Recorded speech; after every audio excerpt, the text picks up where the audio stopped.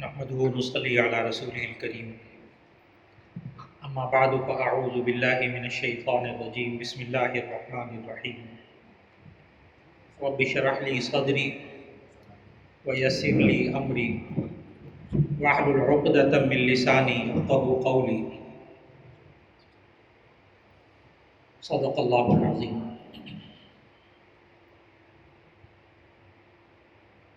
آج آپ اساتذہ کے سامنے اور طلباء کے سامنے ایک طالب علم کی حیثیت سے حاضر ہوا ہوں۔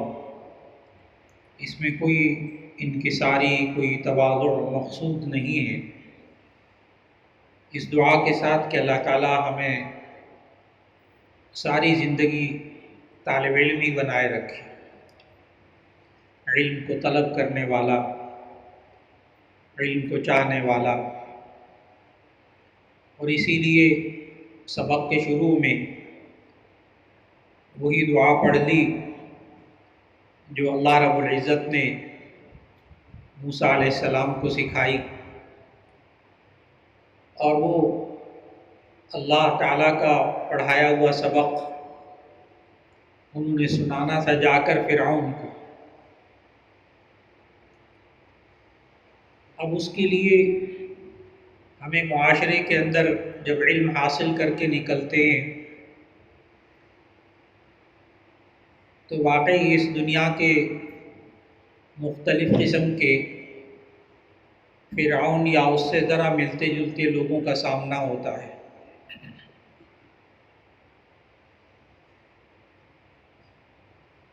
اس وقت انسان کے اندر ہمت کیسے آ جائے، حق بات کہنے کی توفیق کیسے ہو جائے، اس کام کے لیے طالب علمی کے زمانے سے ہی محنت کرنا پڑتی ہے، اور اس کے لیے یہ دعا بڑی تاثیر رکھتی ہے کہ رب اشرح لی صدری، اے اللہ میرے سینے کو کھول دے۔ اب صدر سے مراد یہاں انسان کی ذہنی صلاحیتیں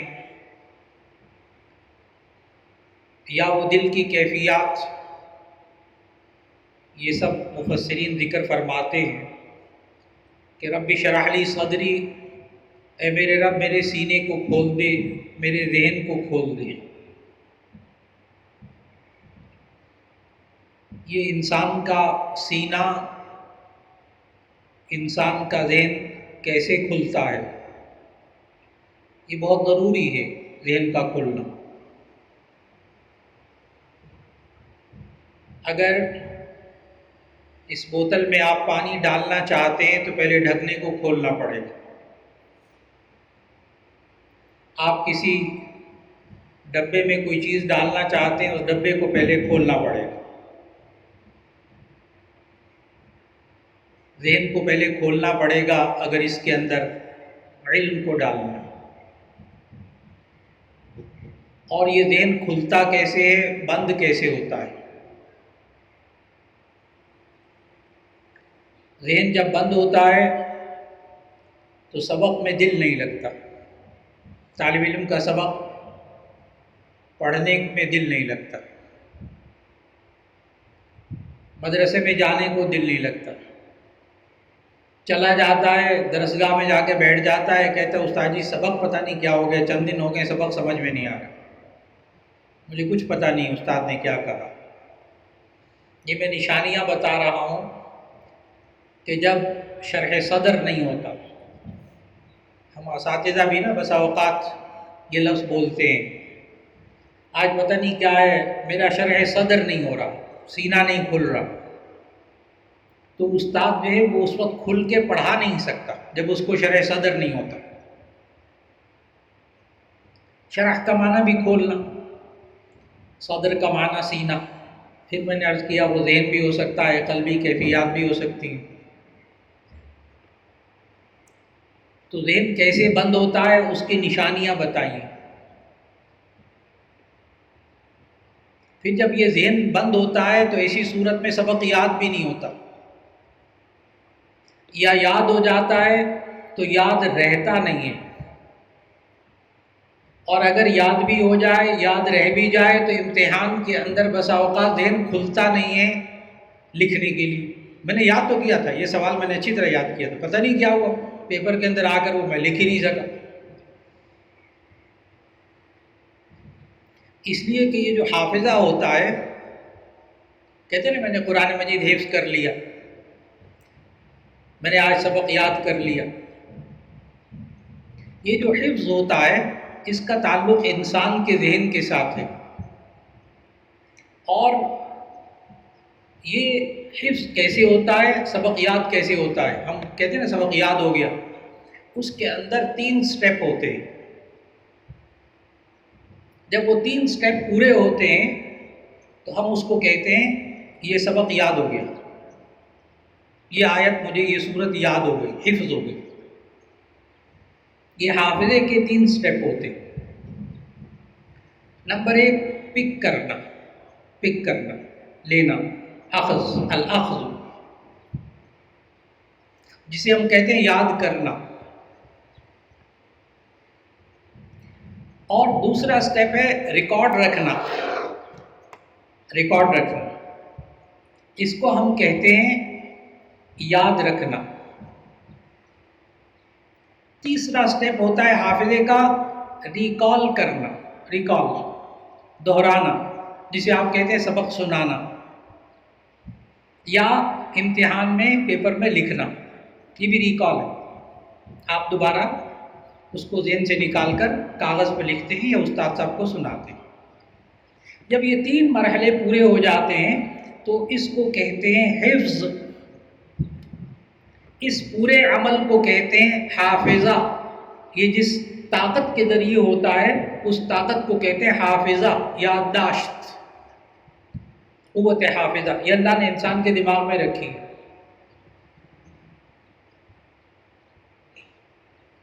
بعض ساتھی ہوتے ہیں جن کا پہلا سٹیپ کمزور ہوتا ہے، یعنی پک کرنا، اخذ کرنا، یاد کرنا، ان کو یاد دیر سے ہوتا ہے۔ بعض ساتھی ہوتے ہیں بڑے شارپ قسم کے ہوتے ہیں، ان کو فٹافٹ یاد ہو جاتا ہے، یوں دیکھا یاد ہو گیا۔ تو بعض ساتھی ایسے ہوتے ہیں جن کا پہلا سٹیپ کمزور ہوتا ہے، بعض وہ ہوتے ہیں جن کا پہلا سٹیپ بہت اچھا ہوتا ہے، یعنی میں آسان الفاظ میں کہوں جلدی یاد ہو جاتا ہے، بعض کو دیر سے یاد ہوتا ہے۔ اب اگلا مرحلہ یاد رکھنا، اس میں بھی اللہ نے ذہنوں کو مختلف بنایا ہے، یہ اللہ کا نظام ہے۔ بعض لوگوں کو سبق یاد رہتا ہے کافی دیر تک، اور بعض ساتھی وہ ہوتے ہیں جن کو ایک دم یاد ہو جاتا ہے اور وہ استاد صاحب کو کہتے ہیں ابھی سن لیں، اس کو بڑی جلدی ہوتی ہے سنانے کی، اس لیے کہ اس کو پکا پتہ ہوتا ہے تھوڑی دیر بعد میں بھول جاؤں گا۔ اور بعض ساتھی ایسے ہوتے ہیں جن کو دیر سے یاد ہوتا ہے، یعنی پہلا سٹیپ ذرا سلو ہوتا ہے، آہستہ آہستہ، دیر سے یاد ہوتا ہے، لیکن جب یاد ہو جاتا ہے ماشاءاللہ پھر تو بڑا پکا یاد ہوتا ہے۔ اب تیسرا سٹیپ، بعض ساتھی ایسے ہوتے ہیں کہ جن کا یاد بھی کر لیتے ہیں جلدی، یاد رکھتے بھی ہیں، لیکن پتہ نہیں کیا استاد جی آپ کے سامنے آ کے بھول جاتا ہے، پتہ نہیں کیا ہے، وہ جب پیپر سامنے آیا تو میں لکھ ہی نہیں سکا۔ ان کا وہ ریکال کمزور ہوتا ہے۔ اور بعض ساتھی ایسے ہوتے ہیں جو کہ ان سے سبق سننا ہو تو وہ سبق سنا دیتے ہیں فٹافٹ ماشاءاللہ، ان سے کو لکھ دو نہیں لکھتے، ان کا وہ بڑا مرحلہ کمزور ہوتا ہے، یہ اللہ کا نظام ہے۔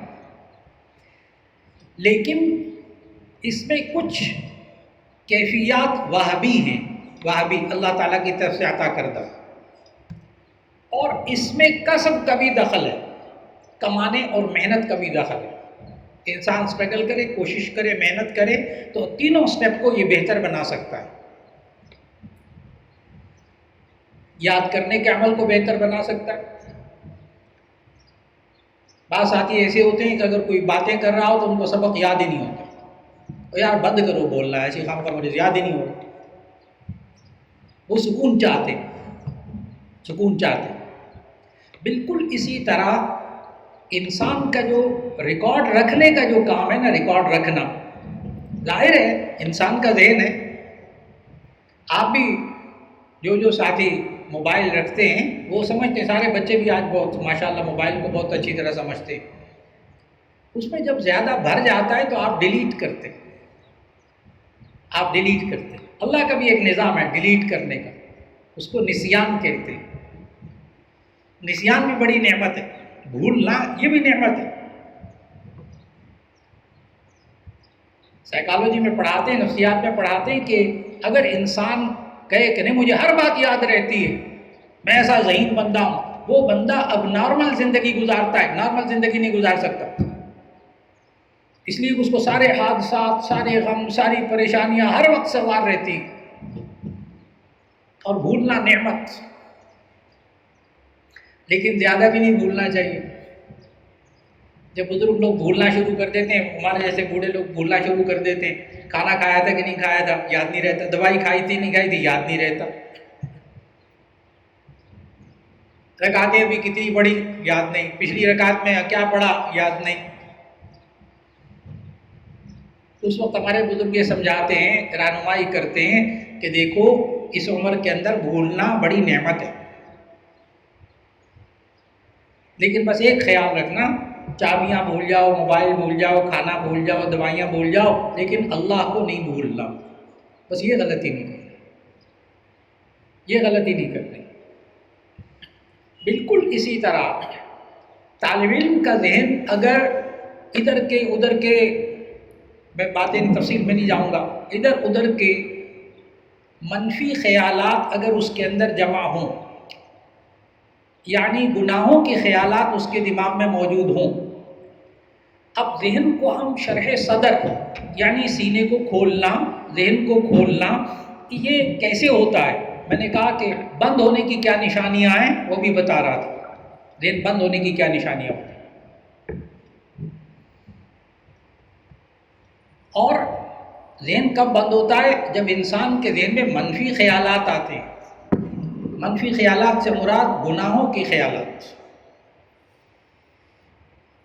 اور آپ کے اس دماغ کے اندر جو ریکارڈنگ ہوتی ہے، عجیب بات ہے، ایک طالب علم بچے بھی سمجھیں گے بات کو، کہ آپ کے دماغ میں آڈیو ویڈیو ریکارڈنگ ہوتی ہے.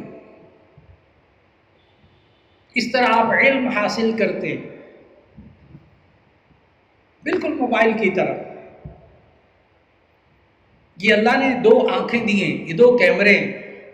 آپ کتاب کو دیکھتے ہیں، کتاب کے حروف کو دیکھتے ہیں، الفاظ کو دیکھتے ہیں، آپ باتوں کو سمجھتے ہیں. وائٹ بورڈ پہ استاد لکھتے ہیں، آپ سمجھتے ہیں. یہاں سے ویڈیو ریکارڈنگ ہوتی ہے. اور یہ دو کان، یہ اللہ نے مائک دیے، یہ دونوں مائک دیے، اور ان دونوں مائک سے آواز جاتی ہے اندر دماغ میں اور ریکارڈنگ ہوتی ہے، آڈیو ویڈیو ریکارڈنگ. اس کے بعد جب اندر ریکارڈنگ ہوتی ہے ہم اس کو علم کہتے ہیں. ہر طالب علم اسی طرح پڑھتا ہے. اب ایمانداری سے بتانا، آپ ساتھی اساتذہ کو سب باتیں معلوم ہیں، آپ ساتھی طلبہ ذہن میں رکھیے گا کہ اگر موبائل کے اندر آڈیو ویڈیو ریکارڈنگ کسی کرکٹ میچ کی کریں، فٹ بال کے میچ کی کریں، میں گناہ کی بات ہی نہیں کر رہا، ہاں گانوں کی، فلموں کی بات ہی نہیں میں نے کی، اس لیے کہ گناہ کے ذکر سے نہ پھر ادھر خیال چلا جاتا ہے، ویسے خواہ گناہ کے ذکر سے بھی خیال ادھر چلا جاتا ہے. اس لیے میں نے جان بوجھ کے نا کرکٹ کا اور فٹ بال کا ذکر کیا. تو آپ فٹ بال کے، کرکٹ کے میچ کی آڈیو ویڈیو ریکارڈنگ کر لیں، اور اس کے بعد جب ری پلے کریں، اس میں سے دیکھنا چاہیں، سننا چاہیں، تو اس میں سے قاری سدیس کی تلاوت سنائی دے اور مکہ مدینہ نظر آئے. ہو سکتا ہے؟ آپ نے ریکارڈنگ کیا کی، آپ وہی ری پلے میں دیکھ لیں، وہی ری پلے میں سن لیں. ان کانوں سے، ان آنکھوں سے کیا دیکھا ہے، کیا سنا ہے، وہی ری پلے ہو جائے گا، وہی زبان سے نکلے گا، وہی عمل سے نکلے گا. اگر ان آنکھوں کو، اب میں نے بتایا کہ اپنی ذہنی صلاحیتوں کو اگر آپ بہت بہترین کرنا چاہتے ہیں تو ایسی صورت کے اندر دو کام کر لیجئے، دو کام. ایک، اپنی آنکھوں کو پاکیزہ بنا لیجئے، اور ایک اپنی یعنی دیکھنے کی چیزوں کو پاکیزہ بنا لیجیے، اور ایک سننے کی چیزوں کو پاکیزہ بنا لیجیے، اندر آڈیو ویڈیو ریکارڈنگ پاکیزہ ہوگی۔ آپ ساتھیوں میں سے کوئی ناراض نہیں ہوگا۔ کئی دفعہ ایسا ہوتا ہے کہ بعض ساتھی درجہ اولا ثانیہ میں، پہلے فرسٹ ایئر سیکنڈ ایئر میں بڑے اچھے ہوتے، تھرڈ ایئر میں بہت اچھے ہوتے، فورتھ ایئر میں آ کے ڈل ہو جاتے۔ استاد جی پہلے 3 سال سے مجھے بڑا اچھا سبق سمجھ میں آتا تھا، اب پتہ نہیں کیا ہوتا ہے۔ ہوتا کیا ہے کہ ان طلباء کی، میں نے پہلے عرض کر دیا ناراض نہیں ہونا، ان طلباء کی کچھ ایسے ساتھیوں سے دوستی ہو جاتی ہے جو منفی رویے رکھنے والے ہوتے ہیں۔ نتیجہ یہ ہوتا ہے کہ وہ درجہ ثالثہ رابعہ میں آ کر اس کا ذہنی صلاحیتیں اس کی تقریباً ناممکن، جو سمجھتا ہی نہیں تھا کہ کبھی ایسا ہو سکتا ہے، ویسا ہو جاتا ہے اور اس کو سبق یاد نہیں ہوتا، اب اس کا سبق میں بھی دل نہیں لگتا۔ اس لیے اپنے ذہن کو تازہ بنانے کے لیے اور ایکٹیو رکھنے کے لیے اور ذہین ہونے کے لیے اور شرح صدر کے لیے اپنے ساتھ اٹھنے بیٹھنے والوں کو پاکیزہ بنائیں۔ گھروں میں بھی جائیں تو وہاں اپنے ساتھیوں کو پاکیزہ بنائیں۔ یہ بڑی عجیب بات کہہ رہا ہوں آپ کو، اس کا واپس آنے کا طریقہ بھی یہی ہے، اس لیے کہ گناہوں کے خیالات، غلط چیزیں دیکھنا موبائل وغیرہ میں، اور ایسی صورت میں یہ ذہنی صلاحیتوں کو تباہ کرنے والی چیز ہے۔ میں نے کہا کمزور، میں نے کہا تباہ کرنے والی چیز ہے۔ اللہ جزائے خیر دے ان حضرات کو کہ انہوں نے تمام طلباء کے لیے موبائل کی پابندی لگائی ہوئی ہے، اللہ جزائے خیر دے ان حضرات کو۔ اور بہت اچھی طرح ذہن میں رکھنے والی بات کہ ہم جب دعا مانگتے ہیں رب شرح لی صدری، اے اللہ میرے سینے کو کھول دے۔ ہمارے اساتذہ ہمیں یہ سکھاتے تھے، رحمت للمتعلمین ایک چھوٹی سی کتاب ہے، مولانا عبد الرحمن اعظم گڑھی کی لکھی ہوئی، ان اساتذہ میں سے بہت سے حضرات نے انشاءاللہ اس کا مطالعہ کیا ہوگا۔ مولانا عبد الرحمن اعظم گڑھی کی کتاب ہے رحمت للمتعلمین، اس میں ایک چیپٹر ہے طلباء کے لیے ہدایات، ایک چیپٹر ہے معلمین کے لیے ہدایات۔ اگر کسی معلم کو کوئی بھی مسئلہ پیش آتا ہو نا، وہ اس کتاب میں معلمین والا، طلباء والا چیپٹر پڑھ لے، اس کو اس کا حل مل جائے گا اس کو پریشانی کا۔ تعلیم و تعلم میں، تدریس میں، تعلیم میں اگر کوئی بات پریشان کرے اس کا علاج لکھا ہے انہوں نے درسگاہ کے اندر اساتذہ کے لیے لکھا کہ اساتذہ کو شرح صدر کی کیفیت تب ہوگی جب وہ اپنی گھریلو پریشانیاں بھی درسگاہ سے باہر چھوڑ کر آئیں۔ ہمارے استاد صاحب ایک کہتے تھے، بار بار دہراتے تھے کہ جب سبق پڑھانے جانا تو ایک تھیلا پاس رکھنا، اور درسگاہ سے باہر اس تھیلے کے اندر ساری گھریلو بچوں کی پریشانیاں، خاندان کی پریشانیاں، فلاں بیمار، فلاں یہ وہ سب رکھ کے پھر درسگاہ میں جانا، اس تھیلے کے اندر رکھ کر۔ کیوں؟ ورنہ شرح صدر نہیں ہوگا۔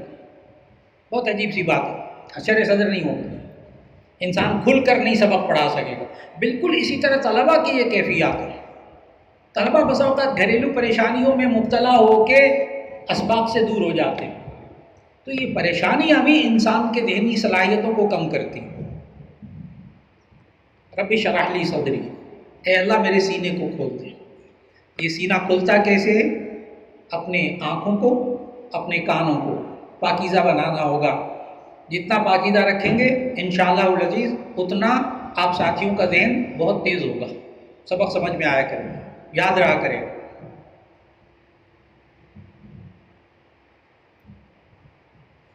امام شافعی رحمہ اللہ، اتنے بڑے امام، اتنے بڑے فقیہ، ہزاروں حدیث زبانی یاد، ہزاروں فقہی مسائل، بہت ماشاء اللہ، اپنے استاد جی سے شکایت کر رہے تھے اسی بات کی۔ وہ شعر میں کہتے ہیں، امام شافعی رحمہ اللہ کا شعر، شکوت الی وکیع سوء حفظی، میں نے اپنے استاد صاحب سے شکایت کی اپنے حافظے کی کمزوری کی، یادداشت، وہ یہ میں بھی کہہ رہا تھا حافظہ کمزور ہو گیا۔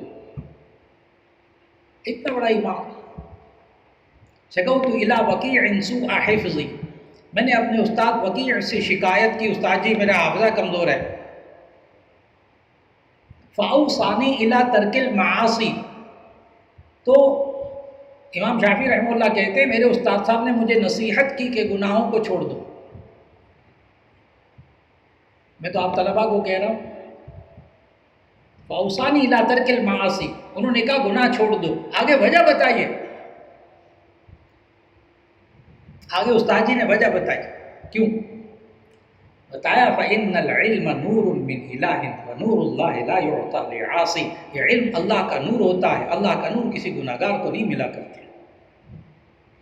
اور وجہ وہی ذہن میں رکھ لیجئے، جب موبائل کی چپ کے اندر، اس چپ کے اندر، موبائل کے اندر، اس چپ کے اندر آپ نے اگر غلط باتوں کو بھرا ہوا ہے تو ایسی صورت میں وہ بھرا ہوا ہو نا مکمل، تو اس میں اور ریکارڈنگ بھی نہیں ہوگی، اس میں ڈاؤن لوڈ بھی اور کچھ نہیں ہوگا، پہلے ڈیلیٹ کریں، پہلے صاف کریں۔ جیسے ہمارے پہلے زمانے میں کہتے تھے نا، تختی صاف ہوگی تو اس پر آپ کچھ لکھو گے، نہ تختی صاف نہیں ہوگی، اب تختیاں تو رہی نہیں، اب موبائل سے سمجھ میں آتی ہے شاگردوں کو باتیں۔ اپنی یادداشت کو بنانا ہے، بہتر بنانا ہے، تو ایسی صورت میں ایک اور یاد رکھ لیجئے گا، یہ اللہ نے آپ کے ذہنوں کو ایسا بنایا ہے کہ ماہرین نفسیات لکھتے ہیں کہ اگر کوئی بندہ، میں اس کی مثال دے کر ذرا سمجھا رہا ہوں، اگر کوئی بندہ پورا قرآن مجید یاد کر لے زبانی، صحائح ستہ ساری زبانی یاد کر لے، زبانی یاد کر لے صحائح ستہ ساری، اور یہ جتنی درجہ اولیٰ سے لے کر دورے تک کی کتابیں یہ ساری زبانی یاد کر لیں، ماہر نفسیات پتہ کیا کہتے ہیں؟ کہتے ہیں ابھی اس نے اپنے دماغ کا 1/کروڑواں حصہ استعمال کیا ہے، باقی خالی پڑی ہے چپ۔ کہ میں اس سوال کا جواب دے رہا ہوں، کتنے سارے سبق ہوتے ہیں، کیسے یاد کریں؟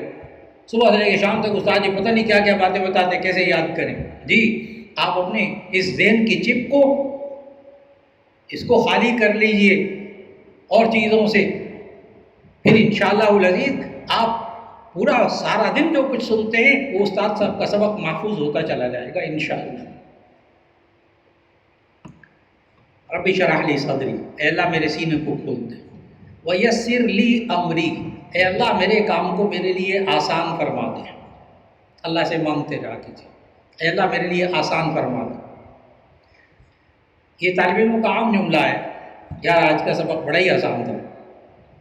بعض طلباء ہوتے ہیں آپس میں بات کرتے ہیں، یار آج کا سبق تو بڑا ہی مشکل ہے، یہ سبق بڑا مشکل ہے۔ یہ ہمارے امتحان لینے والے صاحب آئے تھے، انہوں نے دیکھا سارے مشکل جگہوں سے پوچھا، یہ عام طالب علمانہ جملے ہیں۔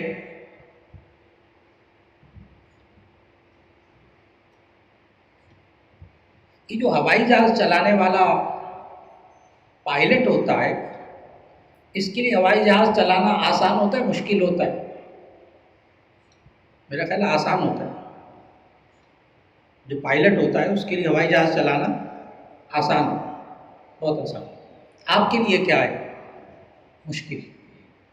اچھا وہ جو پائلٹ ہوتا ہے اسے کسی دن نا آپ جا کر نصر ینصر کی صرف صغیر سنیے گا، نصر ینصر کی صرف صغیر پائلٹ سے، ہوائی جہاز چلانے والے سے، وہ سنائے گا نہیں، اس کے لیے کیا ہے؟ مشکل ہے۔ اس لیے آسان اور مشکل کا آج بہت آسان فرق ذہن میں رکھ لیجئے گا کہ آسان کیا ہوتا ہے، مشکل کیا ہوتا ہے۔ جو چیز اس کھوپڑی کے اندر آ جائے آسان، جو اس کے اوپر سے گزر جائے وہ مشکل، واضح الفاظ میں۔ یعنی کیا معنی؟ جو ذہن میں بات آ جائے وہ کیا ہے؟ آسان، اور جو ذہن سے اوپر سے نکل جائے اس کو کیا کہتے ہیں؟ مشکل۔ سبق سمجھ میں آ جائے تو کوئی طالب علم کہتا ہے یہ تو آسان ہے، اس میں کیا مشکل؟ منطق کے سبق کو کہتا ہے یہ تو آسان ہے، کیوں؟ جب اس کی کھوپڑی میں آنا شروع ہو جائے، یعنی ذہن سمجھ میں آ جائے آسان، نہ سمجھ میں آئے مشکل۔ اس لیے آپ ہر مشکل کو کیا کر سکتے ہیں؟ آسان کر سکتے ہیں اگر یہ دعا پڑھ لیں کہ وَيَسِّرْ لِي أَمْرِي، اے اللہ میرے کام کو میرے لیے آسان فرما دے۔ وَاحْلُلْ عُقْدَةً مِّن لِّسَانِي يَفْقَهُوا قَوْلِي، اے اللہ میری زبان سے گرہ کو کھول دے تاکہ وہ میری بات کو سمجھ جائے۔ یہ زبان کی گرہیں، کبھی کبھی حق بیان کرتے ہوئے بھی زبان رکتی ہے، کبھی سبق سناتے وقت رکتی، کبھی امتحان میں لکھتے وقت قلم رک جاتا ہے، نہیں ہم پوری کال نہیں کر سکتے۔ اور پھر اس کے بعد آخر میں دعا کہ نبی صلی اللہ علیہ وسلم نے یہ دعا مانگی، اللہم انی اسألک علما نافعا، اے اللہ مجھے علم نافع عطا فرما۔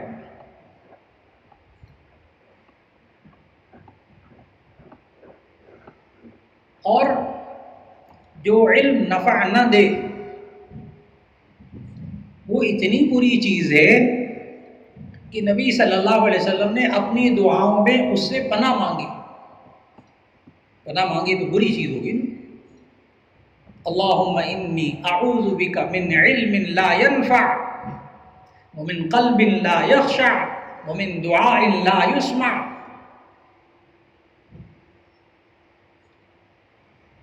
کہ اے اللہ میں تیری پناہ میں آتا ہوں، تیری پناہ مانگتا ہوں، من علم لا ينفع، اس علم سے جو نفع نہ دے۔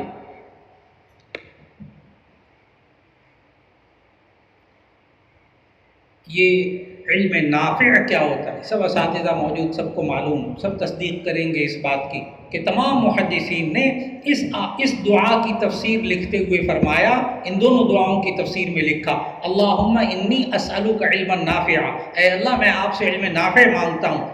اور نبی صلی اللہ علیہ وسلم نے جہاں یہ فرمایا اللہم انی اعوذ بک من علم لا ينفع، کہ میں تیری پناہ مانگتا ہوں اس علم سے جو فائدہ نہ دے، یہ علم نافع کیا ہوتا ہے؟ تو تمام محدثین نے ایک ہی بات لکھی ہے کہ علم نافع وہ ہوتا ہے جس علم پر انسان عمل کرتا ہے۔ اگر طالب علمی کے اندر الحمدللہ، یہاں اللہ تعالیٰ جزائے خیر دے تمام منتظمین حضرات کو کہ انہوں نے ماحول ایسا بنایا کہ الحمدللہ آپ کو اپنے علم پر عمل کرنے کی توفیق ہو رہی ہے۔ وہ کیا کہ نیکیوں کو اختیار کرنا، گناہوں سے برائیوں سے بچنا۔ الحمدللہ یہ علم نافع کی ایک آسان سی پہچان ہے۔ جتنا یہ انسان اللہ اور اس کے رسول صلی اللہ علیہ وسلم کے احکام پر عمل کر رہا ہے اس کا علم نافع ہے، اور جتنا یہ گناہوں سے بچ رہا ہے اتنا وہ علم نافع ہے۔ گناہوں سے بچ رہا ہے تو وہ علم نافع ہے، اور اگر وہ علم ہے اس کے پاس اور اس کے مطابق عمل نہیں کر رہا وہ علم غیر نافع ہے، چاہے جتنا مرضی ذہین ہو، پوزیشن لینے والا لڑکا ہو، وہ علم غیر نافع ہے۔ اللہ رب العزت ہم سب کے حق میں آج جو دعائیں مانگی گئیں اللہ وہ قبول فرما دے۔ یا ربی شرح لی صدری، اے اللہ ہمارے ذہنوں کو کھول دے، ہمیں سبق جلدی یاد ہو جائے، ہمیں یاد ہونے کے بعد یاد رکھنا بھی آسان ہو جائے، اور اے اللہ پھر اس کو استاد صاحب کے سامنے سنانا، اور پھر اس ساری زندگی میں لوگوں کو یہ دین پہنچانا، ان کو سنانا اے اللہ آسان فرما دے۔ اور اے اللہ ہمیں اس طالب علمی کے زمانے میں، ہمارا بھی طالب علمی کا زمانہ بھی چل رہا ہے، اس طالب علمی کے زمانے میں اللہ ہمیں علم نافع عطا فرما دے۔ وآخر دعوانا ان الحمد للہ رب العالمین۔